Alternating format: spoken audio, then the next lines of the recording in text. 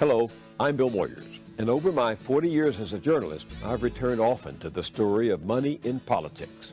In all that time, I never imagined things could get as bad as they are today. The cost of running for public office is skyrocketing, nearly $4 billion in 2004. Candidates have to get that money somewhere, and the people with lots of it have figured out how to take advantage of the opportunity to game the system in their favor. Our elections are being bought right out from under us, and our public officials are doing the bidding of mercenaries. Money is choking democracy to death. It's buying access and influence for wealthy campaign contributors and corporate lobbyists who then write the legislation, demand payback in the form of political favors and contracts, and elbow out the needs and concerns of regular people. So powerfully does wealth shape our political agenda today that we cannot say America is working for all of America. Covering the corruption is no longer enough. We have to change the system, and we can. People are more depressed about the system than they've ever been, and I think their concerns about the corruption of elected officials and the influence of the amount of money that's being spent in the political process and the close ties with industry lobbyists. I think people are just over the edge of how they feel about the system. I think people are more ready for change than ever before. We've gotten more calls to our office, not just from ordinary citizens out across America, but also from Capitol Hill. Even our lawmakers, the men and women in the United States Senate and the House, want to see change. 7 states, Arizona, Connecticut, Maine, New Jersey, New Mexico, North Carolina, and Vermont, have enacted new campaign finance reforms that encourage more and very different kinds of people to run for office. They've instituted clean elections, a system of full public financing that is actually changing political landscapes and legislatures and altering the makeup of courts and commission. Clean elections is a new and substantially different approach to eliminating the influence of big money over elections. Ultimately, this will affect to the good public policy and the kinds of laws that are passed across our country. I think the clean elections in Maine is a very positive thing, and I think it helps more people that would like to run and that can't run. Before, the House used to be full of influential white males. Now, thanks to clean elections, you have males and females of different backgrounds, of different cultures, of different races. So now the House is becoming more diversified. It gives you hope in a sense, and that's, to me, is the most incredible thing, is that we have hope. I mean, it's not in every state, and we're trying to get it in every state, but when you see how it works, it's truly hopeful for greater things. Clean elections played a large part in being able to pass the prescription drug bill that we have in the state. You know, the pharmaceutical companies are huge, and they spend inordinate amounts of money, and we were able to put through a very revolutionary piece of legislation, and I think that helped.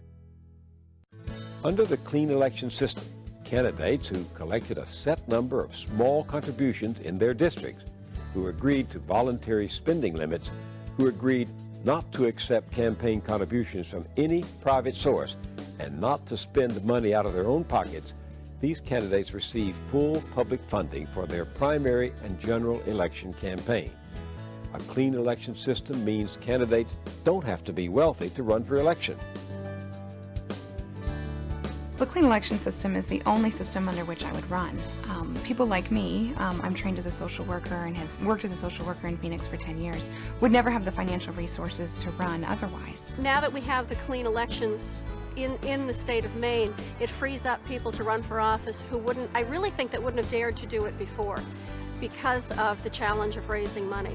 If I had to run conventionally, I probably wouldn't. This is not a very rich area that I work in. There's a lot of poverty around, people living on tight budgets of fixed incomes. And I just couldn't go up to them and say, can you give me a couple of $100 to run my campaign? Public financing levels the playing field and gives people from many different backgrounds a fair shot at getting elected.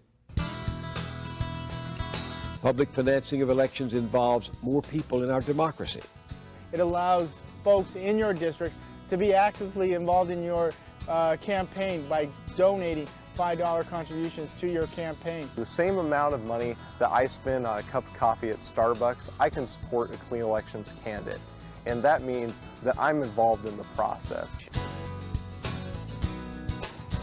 Clean Elections allows candidates to spend time with voters and constituents. I got to spend time with voters as opposed to spending time, dialing for dollars or trying to sell tickets to $250 a plate fundraisers. This was much better. And politicians say running as a Clean Elections candidate gives them an electoral advantage. A person who runs on Clean Elections, they're letting me know that, I'm not owned by any corporations, I'm not owned by any PACs, I'm not owned by, people who have a lot of money and a lot of influence. I'm running for the citizens. The Clean Election system reduces the impact of lobbyists and special interests. And once people are elected under the Clean Election system, they are accountable only to voters. I think that increases my accountability because I know that in 2 years, I have to get back out to those doors and talk to those same voters. And they're going to tell me if they're happy with what I've done or not. What a difference this new system has made where it's been put in place. More people are running for office. Here in Arizona, we have seen an increase in competition with the introduction of campaign finance reform through Clean Elections. More people are running for office. We're seeing seats that are challenged that haven't been challenged in years. More women and more minorities are running. It brings about inclusiveness. It also brings about a good amount of competitiveness, and it opens it up in diversity as well. Because of Clean Elections, voters have more choices, and they're choosing Clean Elections candidates. To win Clean Elections in Washington, D.C., we're going to need an outpouring of citizen activism at the grassroots level like we've never seen before. Wouldn't it be wonderful if all of the states would adopt our Clean Elections law? We would change Washington, D.C. The Clean Election system of public financing is changing campaigning, helping to put an end to business as usual, rotten business as usual. If anybody's going to own our politicians, it should be we the people. Clean Elections is the way to do it. Remember, there are no victimless crimes in politics. The cost of corruption gets passed on to you. Big donors get what they want from politics and government, and you wind up paying the bill. In the words of Louis Brandeis, one of the greatest of our Supreme Court justices, you can have wealth concentrated in the hands of a few or democracy, but you cannot have both. Your support for Clean Elections is how we'll save democracy.